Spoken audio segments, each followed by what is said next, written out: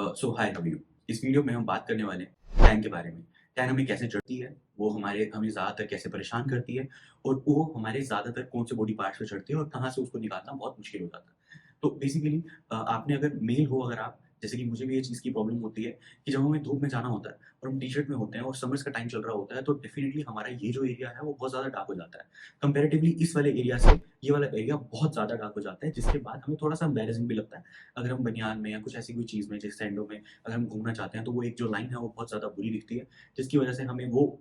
Avoid करना होता है और पूरा कंफर्टेबिलिटी नहीं आ पाती है कहीं पे भी जाने में या कहीं पे भी अपने आप को ये चीज़ को एरिया को दिखाने में। तो ये चीज़ हमारे लिए सबसे ज़्यादा प्रॉब्लमैटिक होती है, पर गर्ल्स में ये प्रॉब्लम और ज़्यादा बढ़ जाती है क्योंकि वो स्लीवलेस भी पहनते हैं और बेसिकली लेग्स भी उनकी ज़्यादातर एक्सपोज़्ड रहती हैं, कई-कई लड़कियों में। तो वो वाली चीज़ को हम कैसे जब हमें टैन चढ़ती है तो हम कैसे उसको एक्सपोज़ एरिया को दोबारा से ठीक कर सकते हैं। इस पूरी वीडियो के अंदर हम इसी चीज़ के बारे में बात करने वाले हैं कि हमारे एक्सपोज़्ड एरिया पे जब हमें यूवी रेज़ का इम्पैक्ट देखने को मिलता है धूप में जाने के बाद, तो उस चीज़ को हम कैसे ठीक कर सकते हैं। सो rather than wasting a time, हम सीधा टॉपिक के ऊपर आते हैं और बात करते हैं कि हम अपनी सन टैन से अपनी बाजुओं को कैसे बचा सकते हैं या अपने पैरों को कैसे बचा सकते हैं, बॉडी पार्ट्स को कैसे बचा सकते हैं। इसके लिए सबसे ज़रूरी आपकी जो चीज़ है, वो ये है कि आप सनस्क्रीन को यूज़ करो। आपको प्रोटेक्शन की ज़रूरत है ही है, चाहे आप जितना भी कोशिश कर लो, अगर आप ये सन प्रोटेक्शन को कोई भी तरीके से यूज़ नहीं करते हो, चाहे वो आपका सनस्क्रीन के मामले में हो या चाहे आपको उसको ढक के रखने के मामले में हो, दोनों ही सन प्रोटेक्शन है। अगर आप दोनों को ही किसी भी तरीके से यूज़ नहीं करते हो, तो डेफ़िनिटली आपको ये चीज़ होनी ही है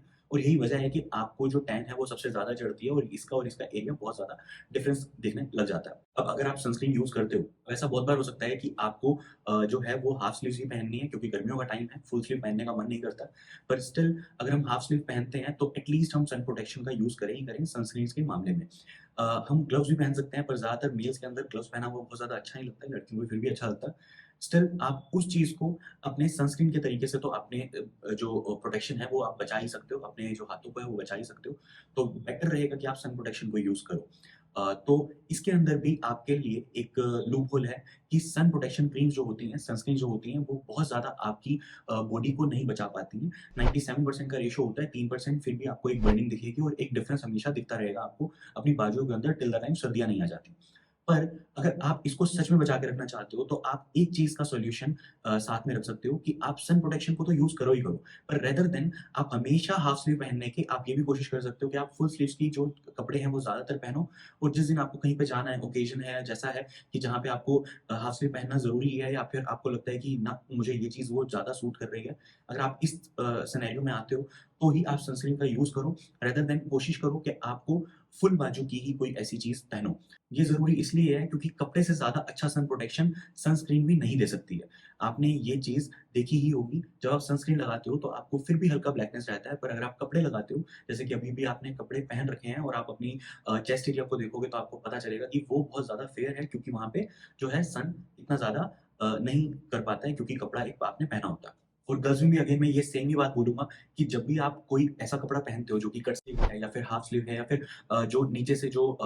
लेग एरिया एक्सपोज़ रहता है, उस चीज़ों के अंदर आप कोशिश करो कि आप वो इवनिंग में पहनो या नाइट में पहनो, कुछ पार्टीज़ में पहनो या कुछ इवनिंग ड्रेस वगैरह के लिए पहन लो, पर दिन के अंदर आप उन सब चीज़ों को सिक्योर रखोगे तो ज़्यादा बेटर रहेगा और स्टिल अगर आपको यही पहनना है कपड़ा, तो सनस्क्रीन आपको लगानी ही पड़ेगी। अब यहाँ तक तो रही सन प्रोटेक्शन की बात जो कि आपके लिए बहुत ज़्यादा ज़रूरी है, अगर आप अपनी स्किन को बचाना चाहते हो तो। पर क्या अगर आपकी सन से एक्सपोज़्ड होने के बाद स्किन पहले से ही डैमेज पड़ चुकी है, अब आप या तो फिर कोई ट्रिप से आए हो या फिर आपने ऑलरेडी ये मिस्टेक कर लिया कि आपने सनस्क्रीन नहीं लगाई है या फिर आपने एक्सपोज़्ड एरिया बहुत ज़्यादा रखा है, आपने कवर अप नहीं किया है, तो उसके बाद अब आपका तो हो चुका है जो आपको सन टैन चढ़ना था वो तो आपको चढ़ चुका है। तो अब उसको कैसे सिक्योर करोगे? तो बेसिकली मैं आपको सच में बताऊँ तो इसके 2 सॉल्यूशन हैं। फर्स्ट है कि आप 3 से 4 महीने तक का वेट करो और सनस्क्रीन लगा के अपने आप को सिक्योर करने की कोशिश करो। इससे हो सकता है कि आपकी टैन पूरी निकल भी जाए और हो सकता है कि कुछ टैन हो जो आपकी कभी ना निकल पाए। कुछ ना कुछ आपको हल्का-फुल्का दिखेगा ही कि हाँ, मेरे को कभी न कभी इस एरिया में सन टैन थी। ये तो है एक बहुत ऑर्डिनरी सा सॉल्यूशन जो आप घर पे बैठे कर सकते हो,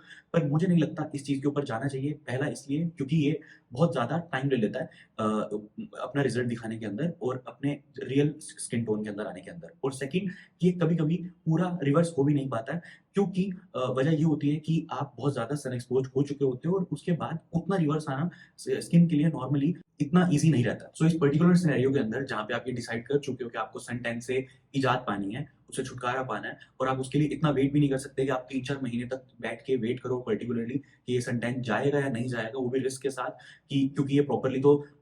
हर केस में ज़रूरी नहीं है कि ये पूरा तरीके से चला जाए। तो आप ये वेट भी नहीं करना चाहते और आपको फॉर श्योर चाहिए कि आपका स्किन का जो टैन है वो हट जाए। सो इस केस में आप पर्टिकुलरली स्किन ट्रीटमेंट्स की तरफ जा सकते हो जो कि टॉपिकल ट्रीटमेंट्स होते हैं। Topical treatments can be anything from the peels to the mesotherapies anything. तो इस केस में आपको दोनों में से कोई ना कोई एक ट्रीटमेंट मिलेगा जब आप ट्रीटमेंट लेने जाओगे और उससे आपको इसके अंदर इम्प्रूवमेंट जो दिखेगी वो बहुत ज़्यादा फास्ट दिखेगी, रैपिड दिखेगी और इससे आपका जो स्किन का रियल टोन होगा, जो आपका यहाँ पे होता है या यहाँ पे आपको जो चाहिए, वो आपको आराम से मिल जाएगा। जो कि जनरली बहुत अच्छा फेयर कलर होता है। जैसे कि आप उस पार्ट को इमेजिन कर सकते हो कि आपके इस पार्ट के साथ जो ये एरिया है, वो दोबारा से मैच करने लग गया, चाहे वो लेग एरिया है, चाहे वो ये एरिया है।